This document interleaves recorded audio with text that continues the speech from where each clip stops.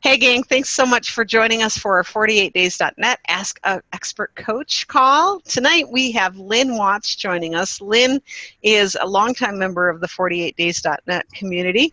She is an author, career and business coach, and speaker. She's the author of Wyatt the Wonder Dog series for kids and The Call, Perfect Dream, Imperfect Life, a workbook designed to empower readers to turn dreams into reality. She coaches purpose-driven, heart-centered clients to create work they love through systems, structure, and support. You can find more out about her at dreamachievercoach.com. Hey, Lynne, thanks for joining us tonight. Thanks for having me. It's always a blast. I enjoy this a lot. Well, tonight we're talking about the top 3 mistakes you may be making in sales.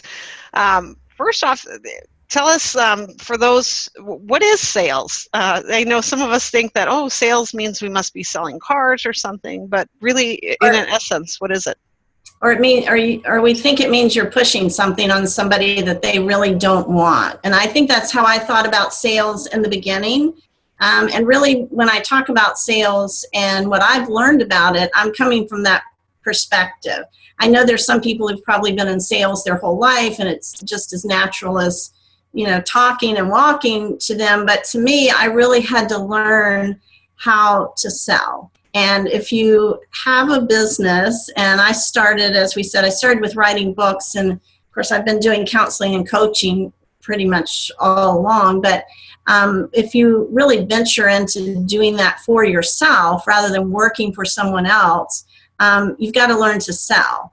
And it can be a rather daunting, I think, experience if you've always thought of sales, and this is how I thought of it, I can't sell anything. And I've even written blogs with that title. I didn't think I could sell anything. It was scary to me. It was kind of yucky, like, I'm pushing things on people that they don't really want.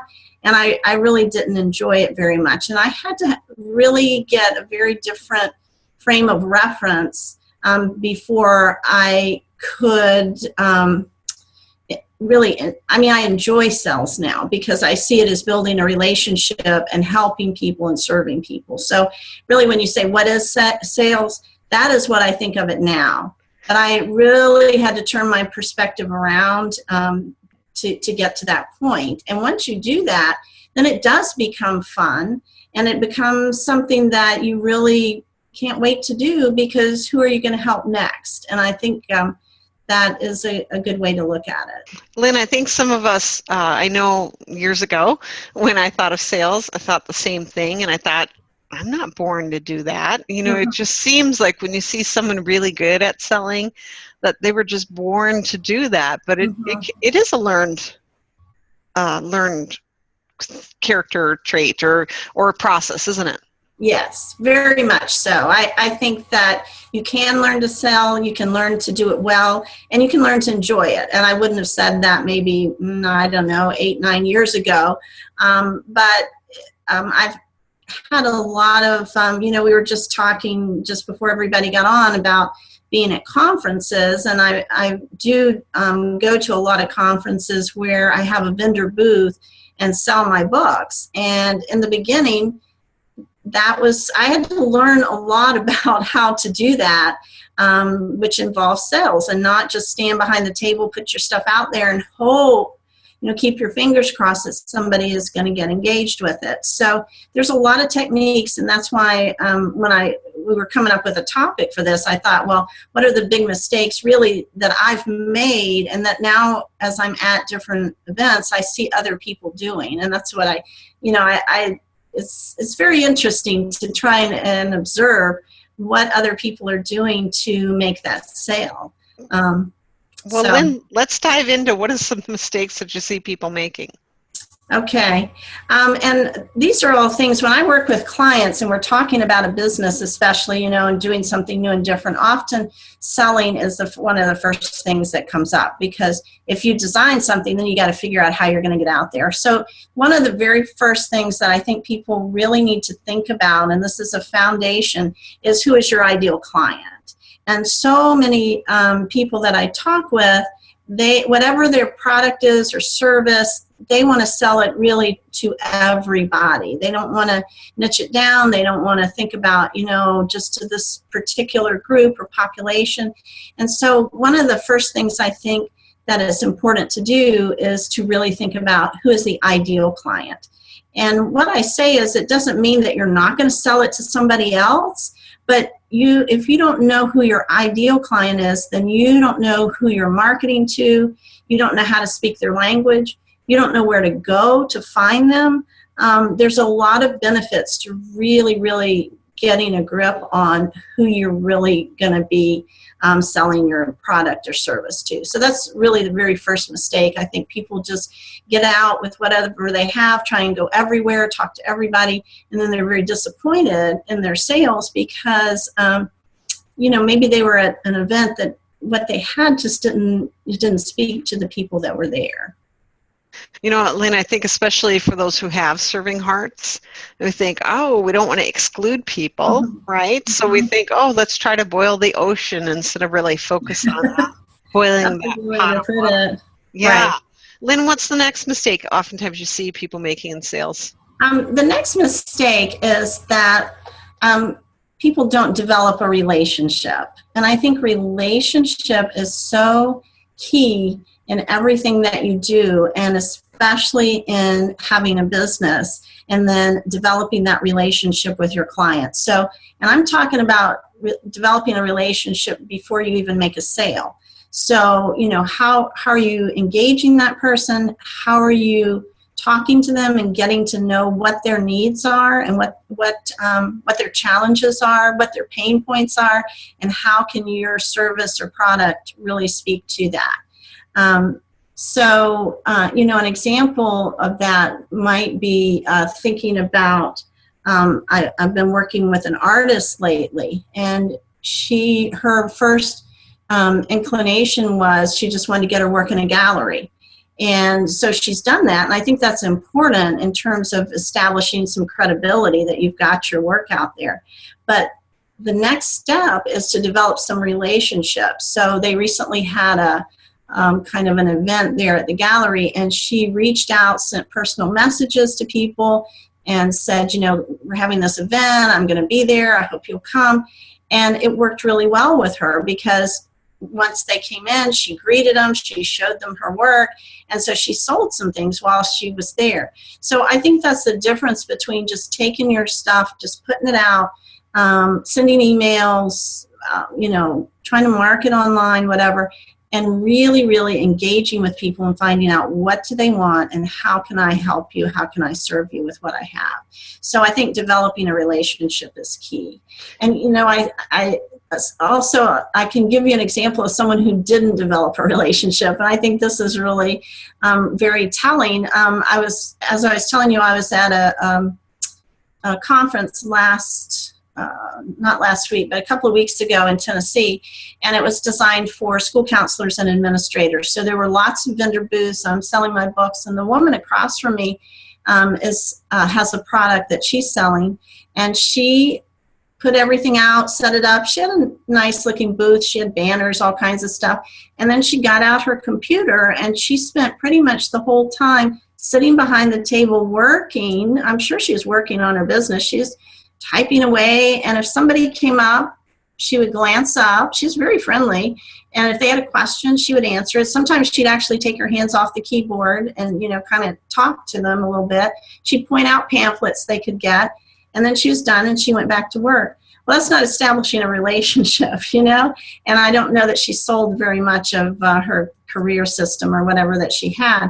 So instead, standing in front of your table, talking, greeting everybody that walks by, having something to ask people, and then if you engage people, ask them about what's going on with them and what their need is. So establishing a relationship, I think, is huge. Oh, nice. What a great example. Yeah. It would be so tempting to do if you were, say, working a trade show, because you want to make the most of your time, and you're like, I'm sure that's what she was doing, really. Yeah. I think she's working hard. She's very enthusiastic, about what she was doing. But I don't know that she drew anybody to her booth, unless they just didn't really want to talk to anybody, they just wanted to scoot through and pick up a few brochures. So, I think a relationship is so key. Oh, huge. All right, Lynn, what would be the third big mistake that you see people making? I think the third one is not developing a sales follow-up system. And by that I mean by creating a business where whatever you sell, you just sell it one time, you're done, one and done, and then you are hunting for your next client, your next new client. Instead, I think it's much more helpful, it's much less exhausting for sure, to maintain, again, we're back to that relationship, to maintain a relationship with that client and do follow-up and then see how you can continue to serve them and sell to them again. So we know that it's much easier to sell to a repeat client than it is to drum up a new client. So developing an ongoing kind of follow-up or something that you have, and it doesn't have to be every time you communicate with that person you're trying to sell them something. I'm not saying that. I'm saying getting involved and maintaining something where you're continuing to check in with them and find out what their needs are and how you can continue to serve them. So I'll give you an example of a client I was working with recently who she contacted me. She used to be an engineer, and then she left that, and she was doing disc training in corporate settings for different businesses.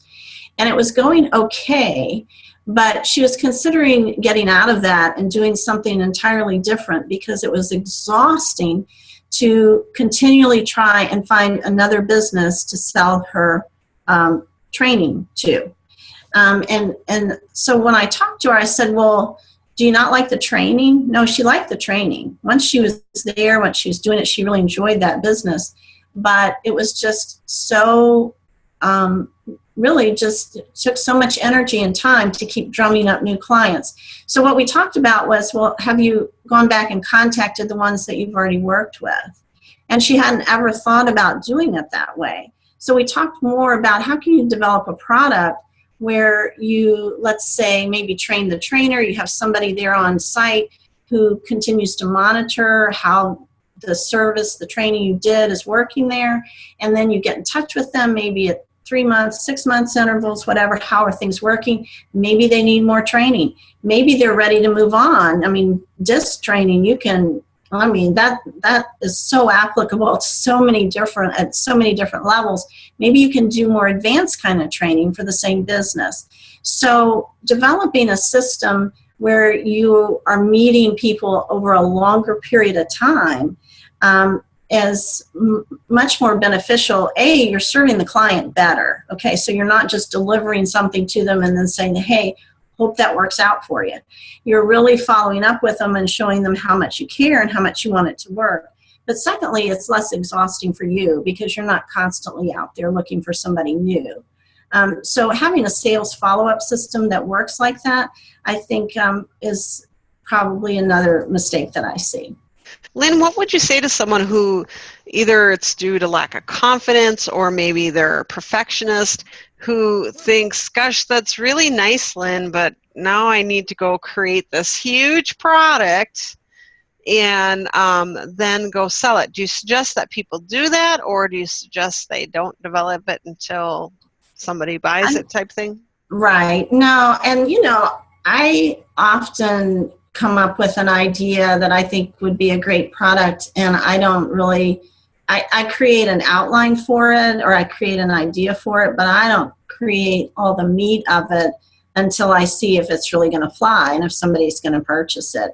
And if nobody does, then obviously it wasn't really meeting someone's need, or there are other possibilities. Maybe I didn't market it very well, but I don't put a lot of energy into that. Now I will admit, the first time I approach things that way, you have to have a little nerve to do that, first of all, because there is that fear that somebody's going to buy it, and oh my goodness, then what am I going to do? All right. But I do think the more, first of all, it makes sense. But secondly, the more you do it, the more you have confidence in yourself that, you're you're suggesting something that you know how to do or what to do. It's just a matter of putting it together.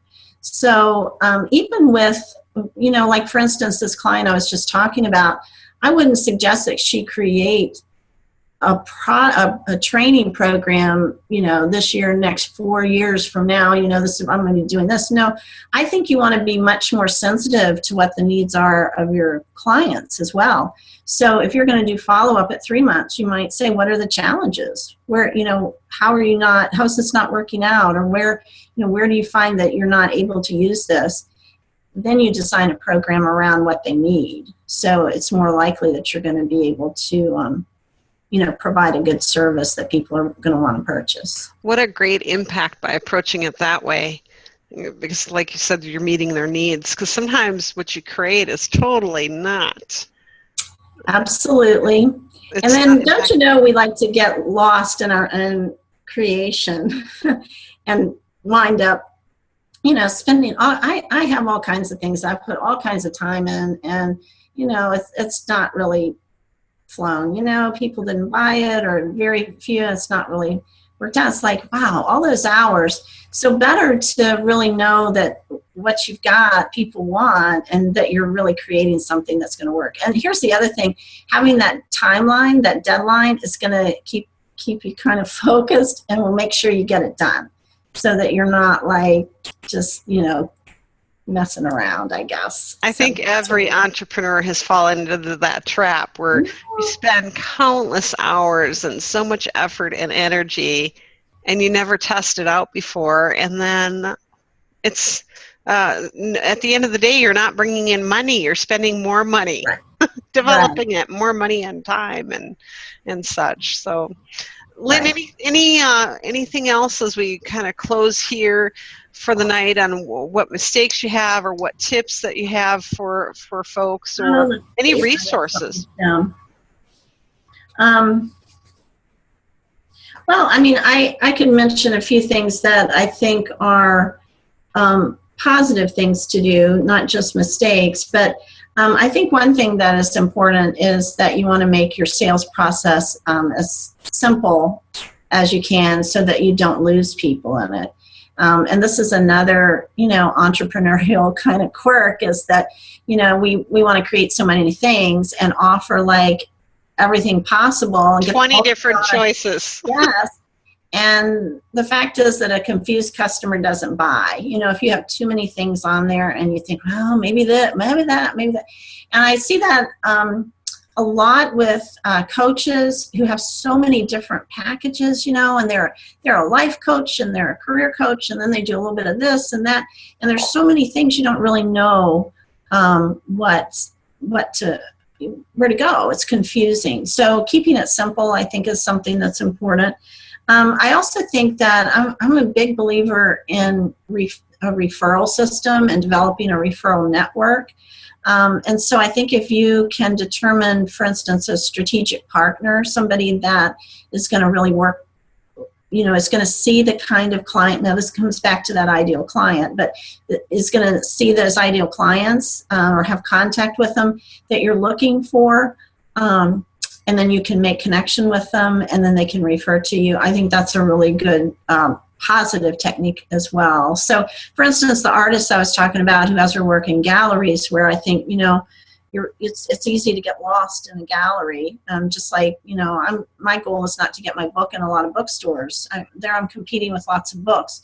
What if you instead find a strategic partner where you really stand out? And so we've talked about her hooking up with, she feels like her paintings do well for people who have new homes and are decorating. So hooking up with interior designers, hooking up with realtors, and then perhaps having a product available, at some sort of event that they have where you're pretty much the only one, I'm the only painter here. And so, your work stands out. So finding a strategic partner, I think, can be very helpful. And that's basically looking for those win-win solutions. Yes. For her, for instance, she's helping the interior decorators out, they're helping her out, and vice versa. Win-win. Yes, absolutely. That's awesome, Lynn. Anything else that you'd like to share, or before we go here, I want to make sure, Lynne, that we get your contact info too, and anything.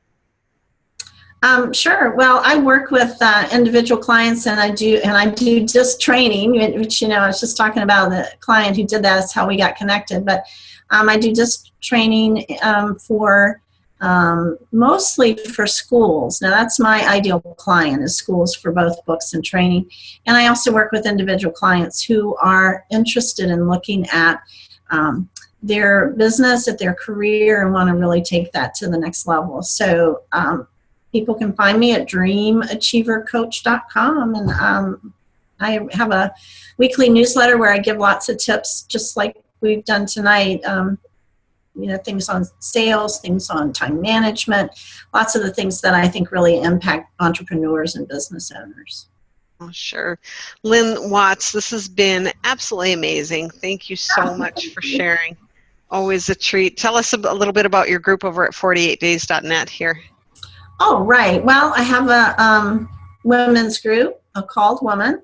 It's been around for a while, and in that group, it's really just all about finding what your calling is and how to move into that. Something that really challenged me quite a number of years ago when I first started writing.